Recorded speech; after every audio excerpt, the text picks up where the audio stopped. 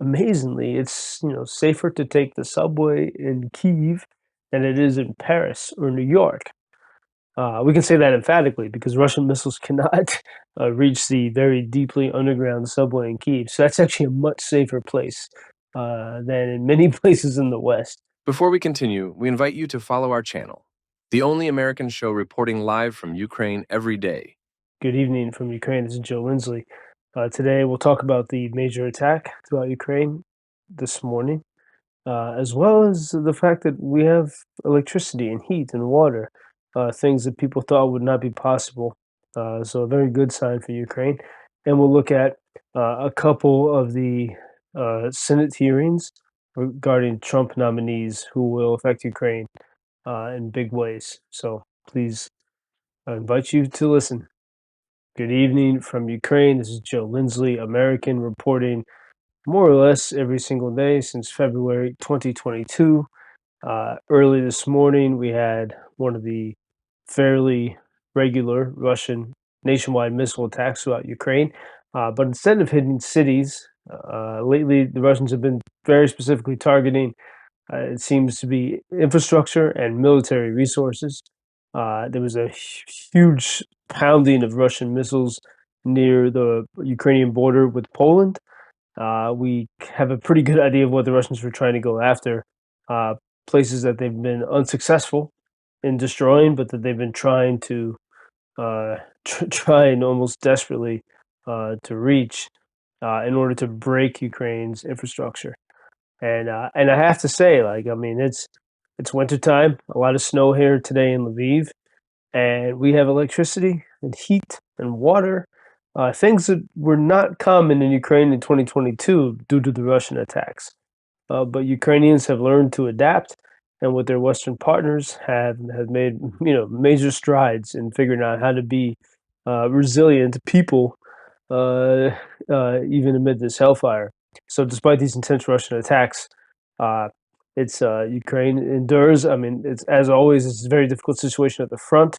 But we so often see people predicting before major events that something horrible is going to happen, and so we have the inauguration of Trump coming in a few days, and some people were afraid and saying they have to leave Kyiv. And just as we look at, I mean, it's been 3 years of this now, and Russia is just not that strong. It's something we have to remember, because it's easy to forget that when you're far away, but when you're here on the ground, um, we can see that Russia is not so strong as it seems. So I looked at yesterday the Senate's hearing with Pete Hegseth, who's Trump's nominee to be Secretary of Defense, and today I watched the hearing with Marco Rubio, Senator Rubio, whom Trump has selected as his Secretary of State nominee. Just a couple quick thoughts vis-a-vis Ukraine. With Pete Hegseth, when he was asked about Ukraine, he clearly said, I think his opinion first. He said, "We know who the good guys are. That's Ukraine, and we know who the bad guys are. That's Russia." He was clear about it. And then after that, he had to sort of repeat the official line of the administration, saying that people need to stop dying, and they'll find a way to negotiate. But I think Pete Hegseth, the man, clearly understands. Uh, Ukraine is on the side of freedom and dignity here, um, and I think we have to step back and say, that the administration. I mean, many people in the administration seem to actually believe that, but they just don't want to telegraph that now. And if you look back, I just saw this video today from 2018 when President Trump was speaking with NATO leadership and European leadership, and he was really angry with the Germans. He's saying, you're asking us to help defend Europe from Russia and to pay for NATO to defend against Russia, and yet you are giving Russia so much money by buying Russian oil and gas. Trump said that in 2018, and it was Trump, his administration, that put sanctions on Russia's Nord Stream pipeline to Germany, and then that really angered Angela Merkel, and it angered Europe. And this was part of Biden's campaign against Trump. in 2020, we need to restore our relationships with Europe, and Biden did. He made Merkel happier by getting rid of the sanctions on the Nord Stream pipeline, and then we see where all that has led.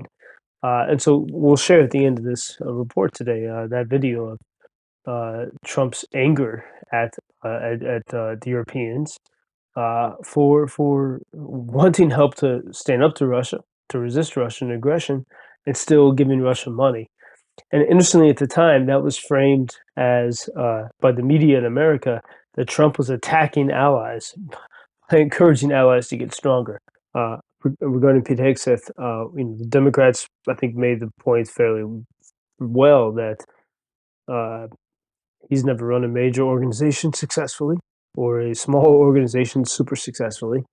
And so, how can you possibly take on the Pentagon?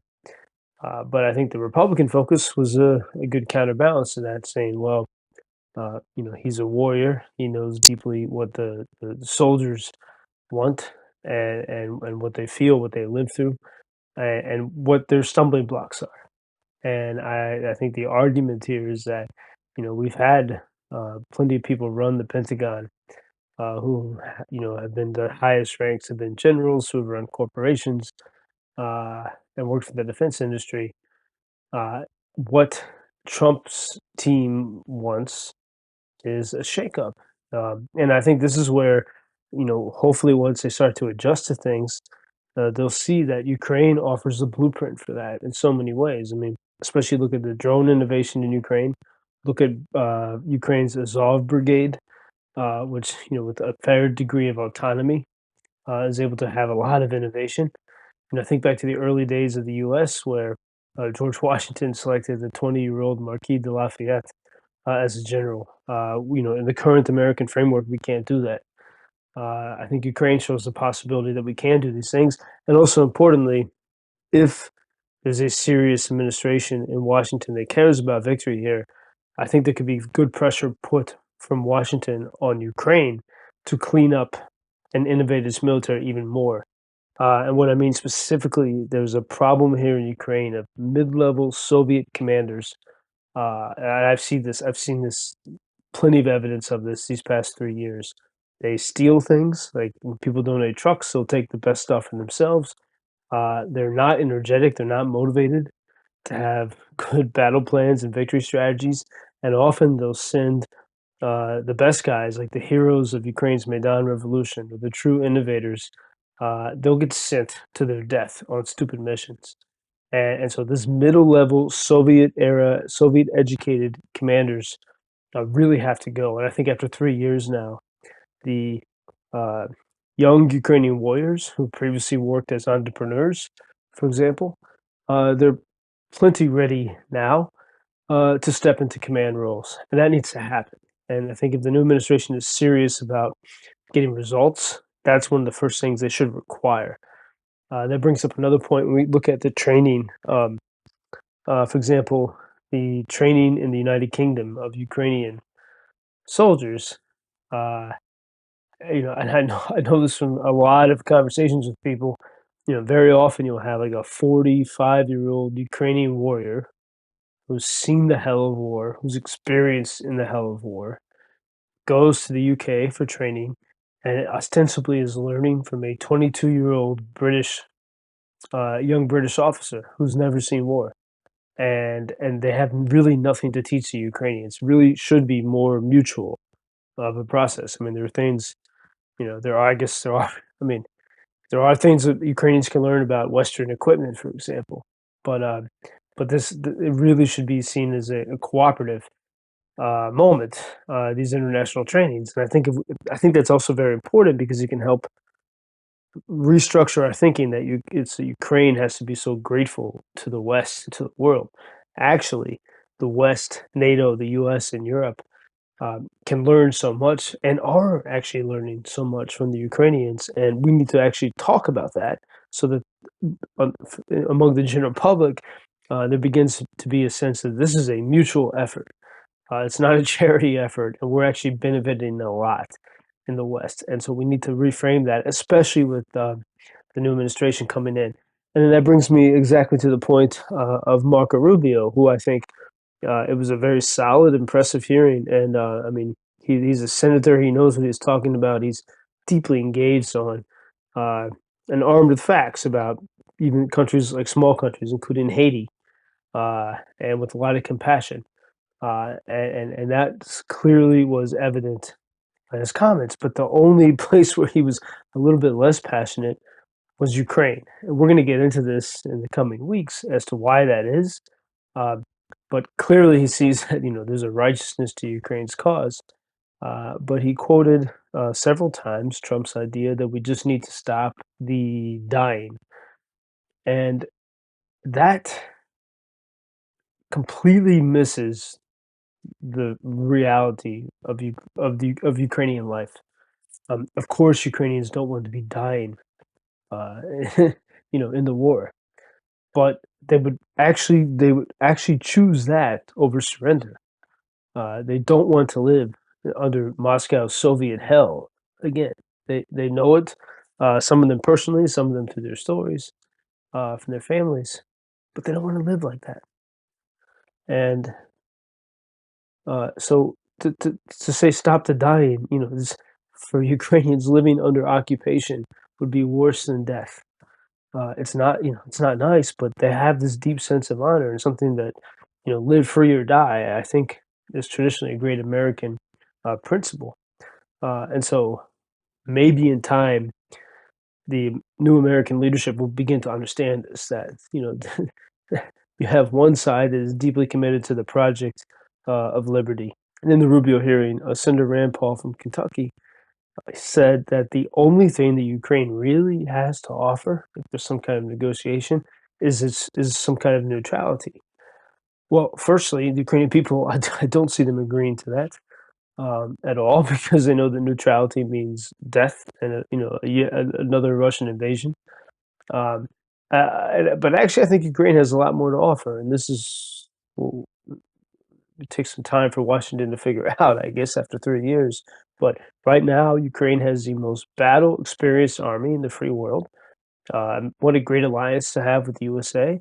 They also have the best expertise for the USA about modern drone warfare and incredible natural resources that I think the West would rather have in the hands of an ally and not of Moscow or Beijing or Tehran.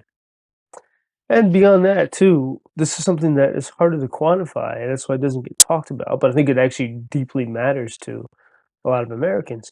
Ukraine is a bulwark in Europe that serves as a model society, low crime, healthy food, like make America healthy again. All of that is here.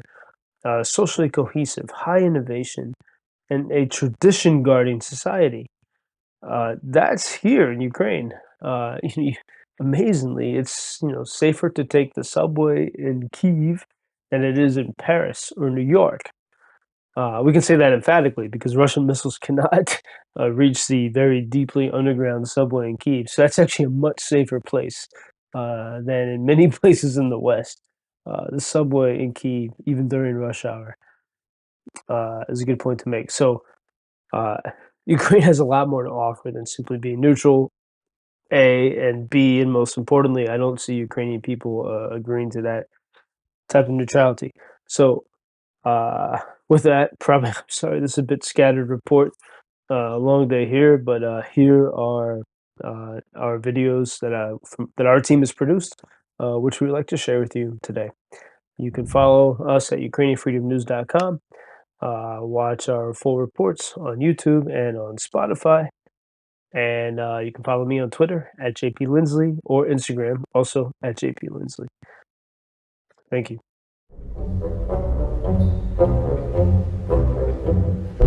We are leaving the age of the dance macabre, a time of selfishness, decay, and dishonor, a world where leaders think only of themselves, where profit and power come before virtue and valor. Now, a new age is dawning, one of hope, honor, and heroes. Ukrainians have been holding the line.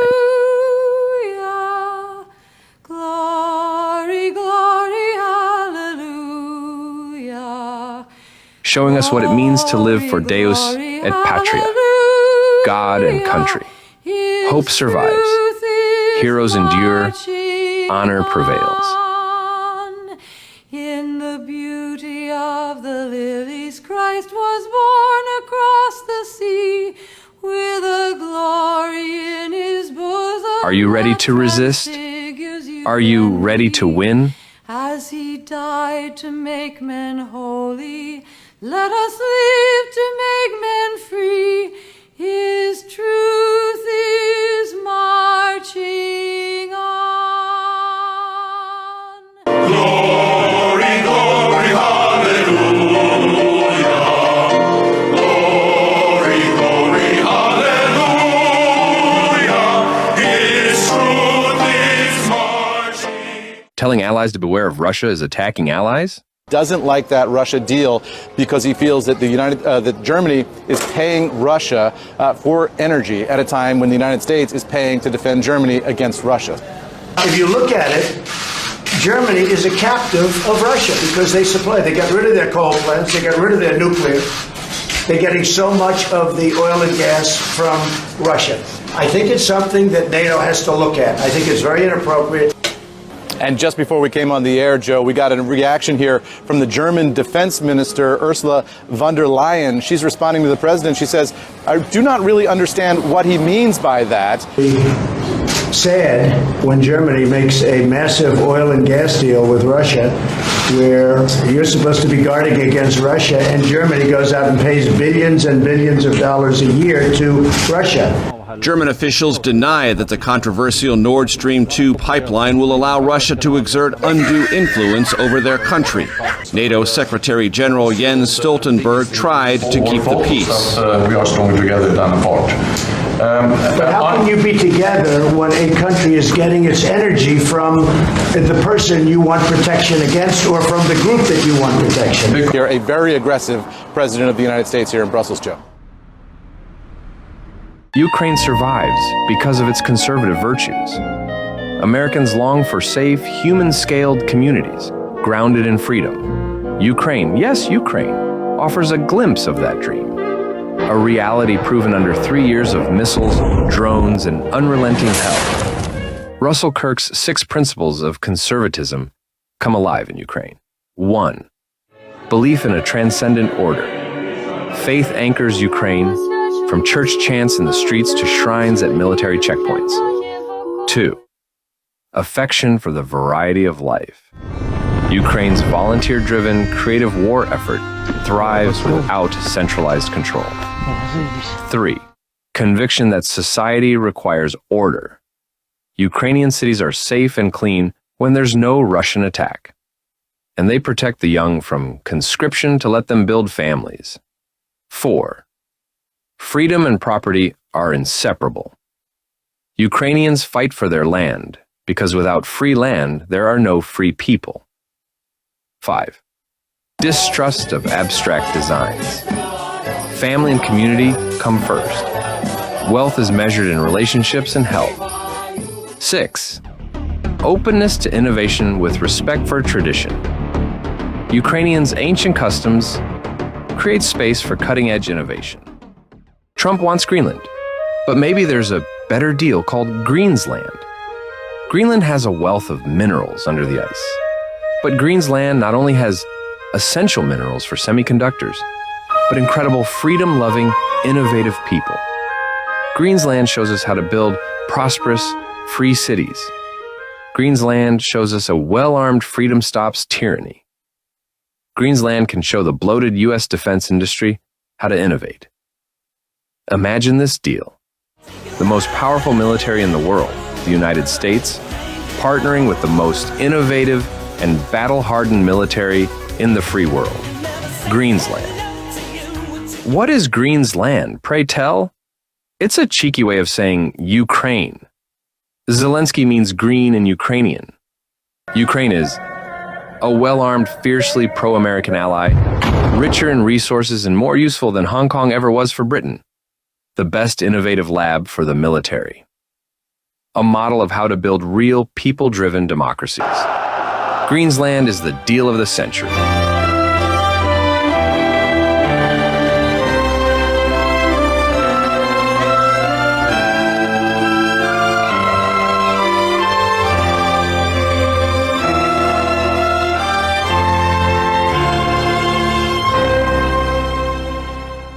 War lesson number 8, empathy melts propaganda. To truly understand a place, you need to be there or have a trusted voice on the ground. I shudder to think what I might believe about Ukraine if I had never been here. That's why I empathize with those who don't yet understand. I know where they're coming from, and I speak to them. And that's why I have reported from Ukraine every day, to help American audiences feel as though they are here. If you're looking for ways to reach people beyond bias and propaganda, read On Empathy by Edith Stein, the brilliant 20th century philosopher and one of Europe's 6 patron saints, murdered by the Nazis at Auschwitz. Empathy is the foundation of genuine reporting and healthy politics. It demands intense listening, and in the end, it melts propaganda. Hillary, she cannot beat Trump. Obama, Soros, Brian Lewis, Joe. Little fucker Joe Lindsley. Joe Lindsley is quickly becoming an American treasure in broadcasting. Welcome to Ukraine.